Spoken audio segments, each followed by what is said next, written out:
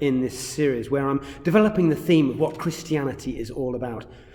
A few important points to make before we start. First, my purpose, as I've said before, is to say this is what Christianity believes, so that you can decide whether you believe it or not. Secondly, with House Song coming up, I'm dropping into this talk the titles of 9 of the 10 House Songs.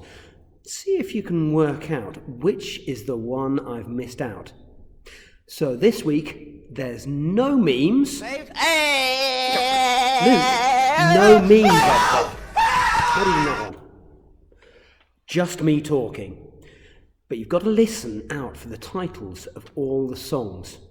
And thirdly, I think now I need to be the man in the mirror. Luke, I said no memes. I didn't feel that. I didn't feel it. As I said, I need to be the man in the mirror who looks at where we've come so far. In the first week, I talked about how God has made a super trooper world and placed us at the heart of that world.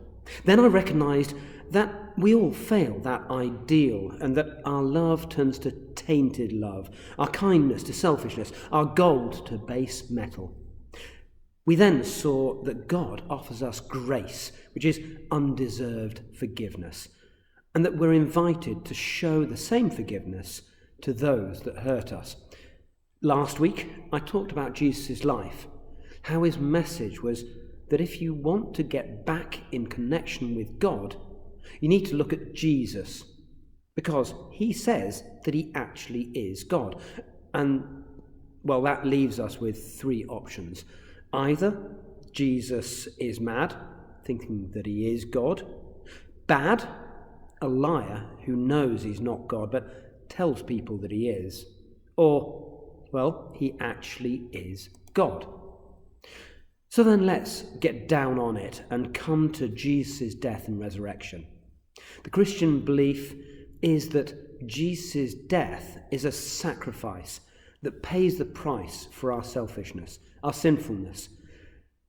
Now, I'll be honest and say that how that happens is something that many people struggle with, including me. But here's a few images I find useful in trying to understand it. The first image is an image of a judge who condemns a clearly guilty man. The man has no choice. He is guilty. He deserves to be punished for what he's done. And the judge orders him to pay an enormous fine that he can never possibly manage to pay. But then, once he's given that judgment, the judge himself comes down from his bench, takes off his cloak, and pays the fine for him. The man is free to live his life. He doesn't deserve it. The price has been paid for him, and it was a free gift. Except, it cost the judge everything. A second image is of a book that is like all the wrong things that we've done in our lives, that's laid on our palm. It weighs us down. It stops us from connecting with what's above us. But then Jesus, by dying, takes that book off us, puts it on himself, leaving us free to connect with God above. A third image is of a loving father who's willing to break every rule and norm that society lays down in order to bring home the wayward son who has rejected him. Now, Jesus told this in a story known as the parable of the prodigal son. The son rejects the family, he goes off to a foreign land, then comes to his senses and comes back. Now, under normal circumstances in the Jewish land of that time, the father would reject him. He would say, "You are not my son. Get away from me." But Jesus says, no, the Father runs to that Son. That's an image of God wanting us. It's the parable of the prodigal son. Look it up if you want to.